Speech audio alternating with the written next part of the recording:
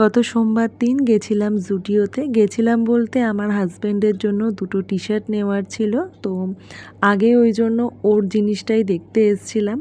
এখান থেকে এই নীল কালারের টি শার্টটা বেশ পছন্দ হয়েছিল, তো নীল কালারের টি শার্টটা বললাম একটু ট্রায়াল দিয়ে এসো। আর একই কালারের টি শার্ট অনেকগুলো ছিল, আসলে ও একটু ওভার সাইজ টি শার্ট খুঁজছিল।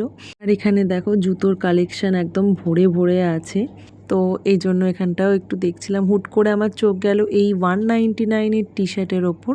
তো এখান থেকে এই ওয়াইন কালারের টি শার্টটা আমার বেশ পছন্দ হয়েছিল, এটাও পরতে দেখলাম খুব ভালোই লাগছে। তো এই একটা টি শার্ট নিয়েছিলাম আর একটা গ্রে কালারের টি শার্ট নিয়েছিলাম। তারপর আমি আমার কুর্তি দেখছিলাম এখানে একটু, কিন্তু কুর্তিগুলো সেরকম পছন্দ হয়নি। তারপর এসেছিলাম মেকআপ প্রোডাক্টের দিকে।